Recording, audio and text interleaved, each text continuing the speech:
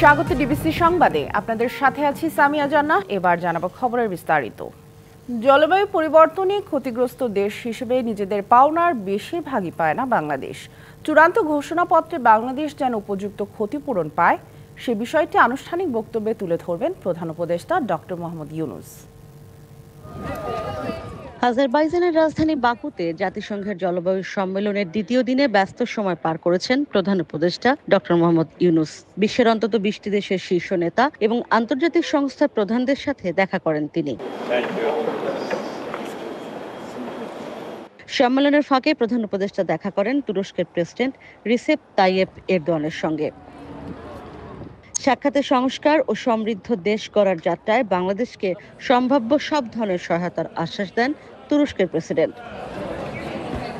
এদিকে স্থানীয় সময় দুপুরে প্রধান উপদেষ্টার প্রেস সচিব জানান, গ্লোবাল সাউথ ফোরামভুক্ত জলবায়ুর পরিবর্তনের ক্ষতিগ্রস্ত দেশগুলো যেন উপযুক্ত ক্ষতিপূরণ পায় তা তুলে ধরবেন প্রধান উপদেষ্টা। প্রফেসর ইউনূস সবাইকে ডেকে বলেছেন যে যাতে আমাদের এই যে আমাদের যে পুরো এফার্টটা যাতে পুট আপ করি, যাতে সবাই মিলে আমাদের ডিমান্ডটা যাতে ফাইনাল ডিক্লারেশনে আসে। বুধবার জলবায়ু সম্মেলনে বক্তব্য দেবেন প্রধান উপদেষ্টা ডক্টর মোহাম্মদ ইউনূস। প্রতি বছর বিশ্বের নানান দেশে জলবায়ু সম্মেলন বসে জাঁকজমকপূর্ণভাবে, কিন্তু ক্ষতিগ্রস্ত দেশগুলো যেই প্রতিশ্রুত অর্থ পাওয়ার কথা সেই অর্থই ঠিকঠাক মতো পাওয়া যায় না। এবছর বাংলাদেশ চায় প্রতিশ্রুত অর্থ যেন ঠিকঠাক মতো পাওয়া যায়, সেই প্রতিশ্রুতিটা যেন বিশ্ব নেতারা দেয় বাংলাদেশকে। Ishrat Jahan Urmi, DBC news, Baku, Azerbaijan. জলবায়ু পরিবর্তনের ক্ষতিকর প্রভাব মোকাবেলায় অর্থ খুবই গুরুত্বপূর্ণ, কিন্তু সবার আগে উন্নত বিশ্বের মানুষদের অভ্যাস পরিবর্তন করার আহ্বান জানিয়েছেন প্রধান উপদেষ্টা ডক্টর মোহাম্মদ ইউনূস। COP29-এর দ্বিতীয় দিনে তরুণদের সাথে এক মতবিনিময় অনুষ্ঠানে এসব কথা বলেন তিনি। জলবায়ু সম্মেলনে বাংলাদেশ প্যাভিলিয়নে স্থানীয় সময় বিকেল 5টায় অর্থনীতিতে ক্ষুদ্র কৃষকদের অংশগ্রহণ শিরোনামে এক মতবিনিময় সভায় অংশ নেন ডক্টর মোহাম্মদ ইউনূস। অতিরিক্ত পররাষ্ট্র সচিব রিয়াজ হামিদুল্লাহর সঞ্চালনায় বিভিন্ন প্রশ্নের উত্তর দেন তিনি। গ্রামের নারী কৃষকদের কি করে স্বাবলম্বী করেছে গ্রামীণ ব্যাংক তুলে ধরেন তা। প্রধান উপদেষ্টা বলেন, জলবায়ু পরিবর্তনের ফলে কৃষি ক্ষতিগ্রস্ত হচ্ছে, নারী কৃষক বৃদ্ধি পেলেও তারাও হুমকির মুখে। ক্ষুদ্র কৃষকদের সুবিধা বৃদ্ধি করতে গ্রামীণ ব্যাংকের মতো সেবা চালু করার কথা বলেন তিনি। জলবায়ু পরিবর্তনে ক্ষতিগ্রস্ত হচ্ছে কৃষি। বর্তমান সময়ে নারী কৃষক বৃদ্ধি পেলেও তারাও রয়েছে চ্যালেঞ্জের মুখে। এমন অবস্থায় কৃষকদের জন্য গ্রামীণ ব্যাংক সেবা চালু হলে সবাই উপকৃত হতে পারে। প্রধান উপদেষ্টা কার্বন নিঃসরণ কমানোর কথা বলেন। উন্নত বিশ্ব কার্বন নিঃসরণ কমালে জলবায়ু পরিবর্তনের ঝুঁকি কমে আসবে, তাই সবাইকে একযোগে কাজ করতে হবে। তরুণরাই পুরো পৃথিবীতে পরিবর্তনের নেতৃত্ব দিচ্ছে জানিয়ে তিনি আশা করেন, জলবায়ু পরিবর্তনের অভিঘাত থেকেও দেশকে বাঁচাতে এগিয়ে আসবে তরুণরাই।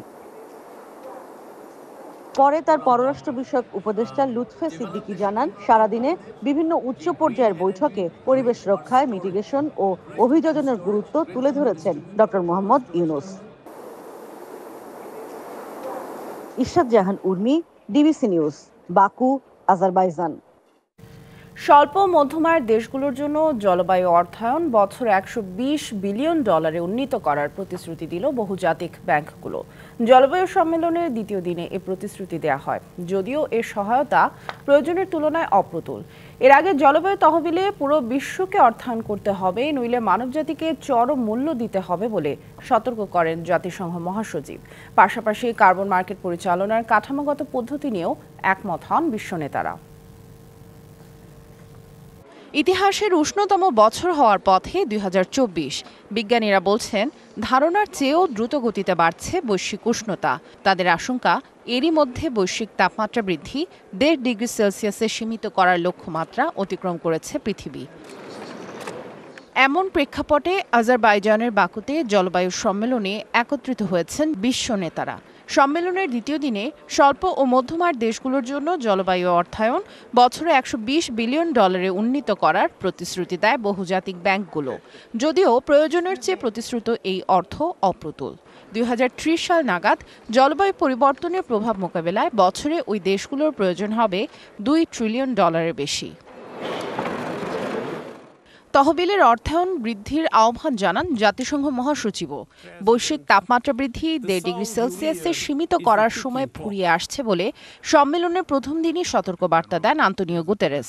যদিও গুতেরেসের সতর্কবার্তা শুনতে জলবায়ু সম্মেলনে উপস্থিত ছিলেন না অনেক বিশ্ব নেতাই। In our global economy, supply chain shocks raise costs everywhere. এছাড়া জলবায়ু সম্মেলনের প্রথম দিনে বৈশ্বিক কার্বন মার্কেটের একটি কাঠামো গঠনে আনুষ্ঠানিকভাবে সম্মত হয় অংশগ্রহণকারী দেশগুলো। একে যুগান্তকারী অগ্রগতি হিসেবে দেখা হচ্ছে। কার্বন ক্রেডিটের মান নির্ধারণের পক্ষে বিশ্ব নেতাদের সমর্থনের মাধ্যমে জাতিসংঘ সমর্থিত একটি কার্বন মার্কেট গঠনের পথ উন্মুক্ত হলো। কার্বন ক্রেডিটের মাধ্যমে কার্বন নির্গমন কমানোর ক্ষেত্রে অগ্রগতি অর্জন হবে বলে মনে করেন বিশেষজ্ঞরা। সামিয়া জান্নাহ, ডিবিসি নিউজ ডেস্ক। নতুন নীতিমালায় লাইটার জাহাজে পণ্য পরিবহনে খরচ বেড়ে যাওয়ায় সংকটের মুখে আমদানি ও রপ্তানি কার্যক্রম। এর নেতিবাচক প্রভাব পড়ছে ভোগ্যপণ্যের বাজারেও। নতুন নীতিমালার কারণে নৌপথে আমদানি করা পণ্য পরিবহনে বন্ধ হওয়া একচেটিয়া আধিপত্য আবার ফিরে আসবে বলে আশঙ্কা আমদানিকারক ও জাহাজ মালিকদের। চট্টগ্রাম বন্দর থেকে লাইটার জাহাজে পণ্য পরিবহনে 2023 সালে ভেঙে দেওয়া হয়েছিল সিরিয়াল প্রথা। এর ফলে বন্দর দিয়ে আমদানি করা পণ্য দেশের 34টি নৌ রুটে পরিবহনে 20% ব্যয় কমে যায়। গত 15 অক্টোবর নৌ পরিবহন অধিদপ্তর থেকে পণ্য পরিবহন নীতিমালা 2024 প্রণয়ন করায় ব্যয় আবারও বেড়ে যাওয়ার আশঙ্কা করছেন সংশ্লিষ্টরা। লাইটার জাহাজের সিরিয়াল ভুক্তি, বরাদ্দ ও ভাড়া নির্ধারণের একক দায়িত্ব দেওয়া হয়েছে বাংলাদেশ ওয়াটার ট্রান্সপোর্ট কোঅর্ডিনেশন সেলকে। নীতিমালার শর্ত অনুযায়ী বিডব্লিউটিসিসির বরাদ্দ ছাড়া কোনো লাইটার জাহাজ মাদার ভেসেল থেকে পণ্য পরিবহন করতে পারবে না। ভাড়া করা জাহাজ দিয়েও জাহাজে পণ্য পরিবহন করতে পারবে না ব্যবসায়ীরা। এই নীতিমালার বিরোধিতায় আমদানিকারক ও জাহাজ মালিকের একাংশ। তাদের শঙ্কা, পণ্য পরিবহনে খরচ বাড়বে আর তার প্রভাব পড়বে বাজারে পণ্যের দামে। এই সিরিয়াল প্রথার কারণে শুধুমাত্র লাভবান হবে একটা সিন্ডিকেট। বর্তমান সরকারের চ্যালেঞ্জ হচ্ছে ভোগ্যপণ্যের দামটা নিয়ন্ত্রণের মধ্যে রাখা। ওই সিন্ডিকেটের কারণে ভোগ্যপণ্যের দাম বাড়বে, দেশের জনগণ ক্ষতিগ্রস্ত হবে। তবে ওয়াটার ট্রান্সপোর্ট কোঅর্ডিনেশন সেল বলছে, নতুন এই নীতিমালার কারণে পণ্য পরিবহনের খরচ আরও কমবে। সঠিক সময়ে পণ্য পরিবহন করতে পারলে লাভবান হবে ব্যবসায়ীরা। সরকার কিন্তু সবকিছু বিবেচনা করে গ্যাজেটটা দিচ্ছে। এটাতে সিরিয়ালে চললে কোনো মালিকের কোনো অসুবিধা হবে এটা আমার মনে হয় না। মাদার ভেসেল যত তাড়াতাড়ি ছেড়ে দেওয়া যায় ততই অ্যাকচুয়ালি ভোগ্যপণ্যের উপরে প্রভাব কম হবে। মাদার ভেসেলের ড্যামারেজ অনেক হাই, $30-40 হাজার এক একটা জাহাজ একদিন যদি ডিলে করে তাহলে তাকে ড্যামারেজ দিতে হবে। ক্যারিং ফ্রেটও এত বেশি না। ক্যারিং ফ্রেটের চাইতে মাদার ভেসেল যাতে ডিলে না করে সেই দিকে সবাই সর্বাত্মক প্রচেষ্টা থাকা উচিত। এদিকে অতিরিক্ত মুনাফার লোভে পণ্য বোঝাই লাইটার জাহাজ নদীতে ভাসমান অবস্থায় গুদাম হিসাবে ব্যবহার করছে অনেক আমদানিকারক। এতে কৃত্রিম সংকট তৈরি হয়ে আমদানি করা প্রায় সব ধরনের পণ্যের দাম বাড়ছে। মাসুদুল হক, ডিবিসি নিউজ, চট্টগ্রাম। ফেনীতে সাম্প্রতিক বন্যায় সম্পূর্ণ ক্ষতিগ্রস্ত হয়েছে 8,345টি ঘর, আংশিক 52,065টি। কিন্তু আড়াই মাসেও শুরু হয়নি ক্ষতিগ্রস্তদের পুনর্বাসন কার্যক্রম। মেরামত করতে না পারে ভাঙা ঘরেই দিন কাটছে অনেক পরিবারের। আগস্টের ভয়াবহ বন্যায় ডুবে যায় ফেনীর অধিকাংশ এলাকা। তীব্র স্রোতের সঙ্গে ভেসে যায় অনেকের বসতি। জেলার 6টি উপজেলায় 8,095টি কাঁচা ঘর ও 250টি আধাপাকা ঘর সম্পূর্ণ নষ্ট হয়েছে বন্যায়। আংশিক ক্ষতিগ্রস্ত হয়েছে 53,433টি কাঁচা ঘর এবং 2,632টি আধাপাকা ঘর। পুনর্বাসনে সরকারি তৎপরতা না থাকায় আড়াই মাস পরও দুর্ভোগ কাটেনি ক্ষতিগ্রস্তদের। তার ফলে তলে বাস করতেছি, 5টা বাচ্চা কাচ্চা নিয়ে অনেক কষ্টের মাঝে আছে। কিছু আংশিক যদি ঘর সহযোগিতা পায়, বাকি বেশিরভাগ মানুষ কি পায় না।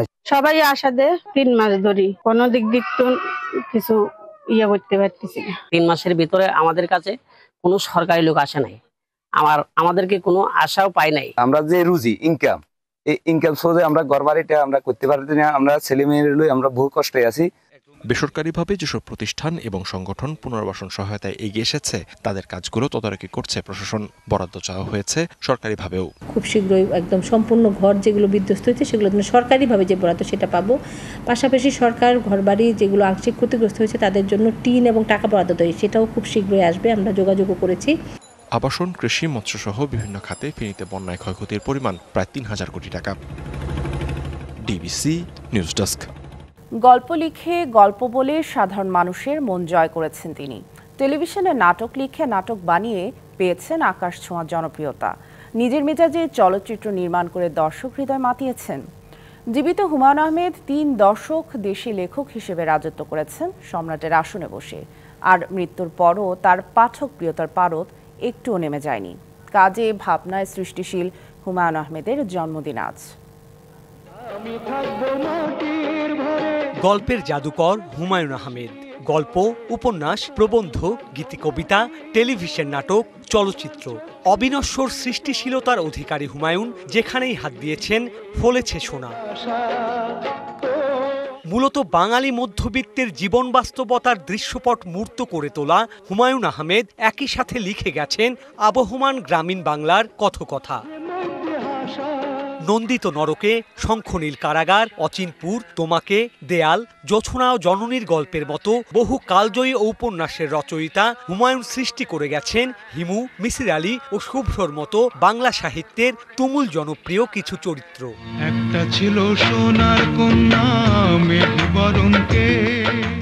সেই সাথে সৃষ্টি করেছেন আগুনের পরশমণি, শ্রাবণ মেঘের দিন, দুই দুয়ারি, চন্দ্রকথা, শ্যামল ছায়ার মতো বেশ কিছু কালজয়ী চলচ্চিত্র। নদীর জলে পড়ল কন্যার ছায়া। বিপুল প্রতিভার স্বীকৃতি স্বরূপ জীবদ্দশাতেই পেয়েছেন ২১শে পদক, বাংলা একাডেমি পুরস্কার, জাতীয় চলচ্চিত্র পুরস্কার সহ অজস্র সম্মাননা। বর্ষা ও জোছনা প্রিয় হুমায়ুন আহমেদ ভালোবাসতেন প্রকৃতির সান্নিধ্য। নাগরিক কোলাহল থেকে দূরে গড়ে তুলেছিলেন নিজের চারণভূমি নুহাসপল্লী। সেখানেই বৃক্ষরাজির মধ্যে চিরশায়িত হয়ে আছেন গল্পের জাদুকর। Sourav Bappa, DBC news, Dhaka. সুন্দরবনের দুবলার চরে কাল থেকে শুরু হবে ৩ দিনব্যাপী ঐতিহ্যবাহী রাস উৎসব। রাস পূর্ণিমায় পুণ্যার্থীদের পূজা ও পুণ্য স্নানের মধ্য দিয়ে পূর্ণতা লাভ এই উৎসবের মূল আয়োজন। সংরক্ষিত সুন্দরবনের জীববৈচিত্র্যের সুরক্ষায় পুণ্যার্থীদের জন্য এবছরও বেশ কিছু নির্দেশনা জারি করেছে বন বিভাগ। প্রায় ২০০ বছর ধরে সুন্দরবনের দুবলার চর আলোর কোলে রাস পূজা ও রাস পূর্ণিমায় স্নান করে থাকেন সনাতন ধর্মাবলম্বীরা। প্রতি বছর কার্তিক মাসের শেষের দিকে অথবা অগ্রহায়ণ মাসের প্রথম দিকে ভরা পূর্ণিমার সময় এই উৎসব অনুষ্ঠিত হয়। এবার ১৪ থেকে ১৬ নভেম্বর পর্যন্ত দুবলার চরের আলোরকোল এলাকায় রাস পূর্ণিমার পূজা ও পুণ্যস্নান অনুষ্ঠিত হবে। ভক্ত দর্শনার্থীদের যাওয়া আসা নির্বিঘ্ন করতে ৫টি রুট নির্ধারণ করা হয়েছে। বন বিভাগের অনুমতি পাওয়ার পর শুধু সনাতন ধর্মাবলম্বীরাই এই পুণ্যস্নানে অংশ নিতে পারবেন। রাস উৎসবে আসা পুণ্যার্থীদের কারণে জীববৈচিত্র্যের যেন কোনো ক্ষতি না হয় সেদিকে নজর দেওয়ার দাবি। রাস উৎসব যেহেতু ধর্মীয় উৎসব, এটি মানুষ যাবে, সেটা আরও নিয়ন্ত্রিত করা যায় কিনা সেটি দেখতে হবে। বন্যপ্রাণীর উপর যাতে বা এখানে পরিবেশের উপর যাতে কোনো প্রভাব না পড়ে সেটার জন্য দরকার হয় আরও বেশি রুলস রেগুলেশনস, আরও বেশি সিস্টেম বা আরও বেশি উদ্ভাবনী চিন্তাভাবনা দরকার। রাস উৎসবকে কেন্দ্র করে বন্যপ্রাণী শিকার বন্ধ ও জীববৈচিত্র্য রক্ষায় কঠোর অবস্থানে বন বিভাগ ও আইন প্রয়োগকারী সংস্থা। সুন্দরবন উপকূল জুড়ে নেওয়া হয়েছে বাড়তি নিরাপত্তা। কোনো বন্যপ্রাণী বা জীববৈচিত্র্যের কোনো ক্ষতি না হয় সেই জন্য আমরা মাঠ পর্যায়ে বন বিভাগ, কোস্টগার্ড, নেভি, পুলিশ এবং অন্যান্য র্যাব সমস্ত আইন শৃঙ্খলা রক্ষাকারী বাহিনী তৎপর থাকব। এদিকে উৎসবকে কেন্দ্র করে এবারও হচ্ছে না রাসমেলা। ২০২১ থেকে রাসমেলা বন্ধ রয়েছে। DBC news desk. প্রকৃতিতে শীতের আগমনী বার্তা। হালকা হিমভাব জানান দিচ্ছে প্রকৃতির দরজায় কড়া নাড়ছে শীত। আর শীত মানেই পিঠাপুলির স্বাদ। হালকা শীতেই জমে উঠেছে হরেক পিঠার বিকিকিনি। স্বল্প পুঁজিতেই এ ব্যবসায় লাভবান হচ্ছেন বিক্রেতারা। তবে স্বাস্থ্যসম্মতভাবে পিঠা তৈরি ও পরিবেশনের উপর জোর দিচ্ছেন ভোক্তা অধিদপ্তর। প্রকৃতিতে বইতে শুরু করেছে শীতের আমেজ। শীত আর পিঠাপুলি একে অপরের সঙ্গে লতায় পাতায় জড়িত। হিম হাওয়া বাড়ার সঙ্গে সঙ্গে পিঠা আড্ডাও জমজমাট হতে শুরু করে। ভোর আর সন্ধ্যায় শহরের জনাকীর্ণ স্থানে, রাস্তার মোড়ে কিংবা মহল্লার অলিগলিতে শীতের হরেক পিঠার পসরা সাজিয়ে বসিয়েছেন মৌসুমি পিঠা বিক্রেতারা। সেসব দোকানে পিঠার স্বাদ নিতে ভিড় করছেন ক্রেতারা। দোকানগুলোতে পাওয়া যাচ্ছে ধোয়া ওঠা ভাপা, জিভে জল আনা চিতুই ও মজাদার নারিকেল পুলি সহ নানা ধরনের পিঠা। পিঠার মৌসুমি এই ব্যবসা অনেক দরিদ্র মানুষের উপার্জনের পথ খুলে দিয়েছে। পিঠা বিক্রির আয়ে চলছে অনেকের সংসার। প্রতি পিস ভাপা পিঠা 10 টাকা ও চিতই পিঠা 3 টাকায় বিক্রি হচ্ছে। আমাদের এখানে ভাকা চিতোয়া ডিম বেচাকেনা আলাদা দিলে খুব ভালো হয়। জায়গার ভাড়া টাড়া দিয়ে লোকজনকে বিদায় দিয়ে ঠিক মোটামুটি 4-5 হাজার টাকা আর কি। আমি 20 বছর ধরে ব্যবসা করতেছি, মোটামুটি খেয়ে পরে আল্লাহর মধ্যে খুব ভালোই আছি। নানা ব্যস্ততায় যারা ঘরে পিঠা বানিয়ে খাওয়ার সময় পান না, তারা এসব দোকান থেকে পিঠা কিনে নেন। এখান থেকে আমরা আমাদের পছন্দ মতো বিভিন্ন প্রকারের পিঠা পেয়ে থাকি, যে পিঠাগুলো খেতে অত্যন্ত সুস্বাদু। ভ্রাম্যমান এই দোকানগুলোতে আমরা এটা পায়ে থাকি এবং এটাতে আমরা খুব আনন্দিত এবং খুব মজা করে খাই আর কি। বাবা মার সাথে ভাপা পিঠা খেতে এসেছি, সাথে আছে চিতই পিঠা আরো অনেক কিছু। তবে স্বাস্থ্যসম্মত উপায়ে পিঠা তৈরি ও পরিবেশন করতে সবার প্রতি আহ্বান জাতীয় ভোক্তা অধিকারের। সামনে যে শীত মৌসুম আসতেছে, সে উপলক্ষে যে রাস্তার সাইডে বা বিভিন্ন দোকানে যে পিঠা উৎসব বা পিঠা বিক্রি করে, সেগুলো আমাদের মনিটরিং রয়েছে। আমরা তাদের নির্দেশনা দিব যে যেন তারা স্বাস্থ্যকর পরিবেশে খাবারটা পরিবেশন বা পিঠাটা পরিবেশন করে। এবং শীত যত বাড়বে পিঠা বিক্রির তত ধুম পড়বে। Mehedi Hasan, DBC news desk.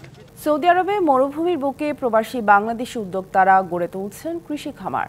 স্থানীয় বাসিন্দাদের কাছ থেকে জায়গা ভাড়া নিয়ে খামার করে যেমন লাভবান হচ্ছেন প্রবাসীরা, তেমনি কাজের সুযোগ পাচ্ছেন অন্য বাংলাদেশিরাও। পরিবারের আর্থিক সচ্ছলতা ফেরাতে সৌদি আরব পাড়ি জমান ময়মনসিংহের ত্রিশাল উপজেলার জাহাঙ্গীর। শুরুতে কাজ করেন বিভিন্ন কোম্পানিতে, কৃষি খামার করে এখন তিনি সফল উদ্যোক্তা। রিয়াদ থেকে প্রায় 80 কিলোমিটার দূরের শহর আল খারিজ প্রদেশে 2 বছর আগে এই কৃষি খামার গড়ে তোলেন জাহাঙ্গীর। সিম, বেগুন, মরিচ, ঢেঁড়স ও লাউ সহ নানা জাতের সবজি চাষ করে পাইকারি ও খুচরা বিক্রি করছেন সৌদি আরবের বিভিন্ন স্থানে। কৃষি ফার্মটা করার কারণে এখানে আমাদের 20 থেকে 30 জন লোকের কর্মসংস্থান হয়েছে। সর্বোচ্চ আমরা চেষ্টা করি বাংলাদেশি ভাইদের রাখার জন্য। দেশের অর্থনৈতিক যোগানের জন্য এটাও বিশেষ প্রয়োজন। জাহাঙ্গীরের খামারে কাজের সুযোগ পেয়েছেন 20 জন বাংলাদেশি। মাসে প্রত্যেকের বেতন 50 থেকে 60 হাজার টাকা। টাকা পাঠিয়ে দেশের অর্থনীতি সমৃদ্ধ করছেন প্রবাসীরা। ভেন্ডি আছে, তার লাউ আছে, আলহামদুলিল্লাহ ফসল ভালো হচ্ছে। আমরা বাংলাদেশের 50-60 হাজার টাকা স্যালারি পাই। সৌদি আরবে কৃষি খামার গড়ে আকামাবিহীন বাংলাদেশিদের কর্মসংস্থানের সুযোগ সৃষ্টি করতে রেমিটেন্স যোদ্ধাদের প্রতি আহ্বান জানিয়েছেন জাহাঙ্গীর। DBC news desk.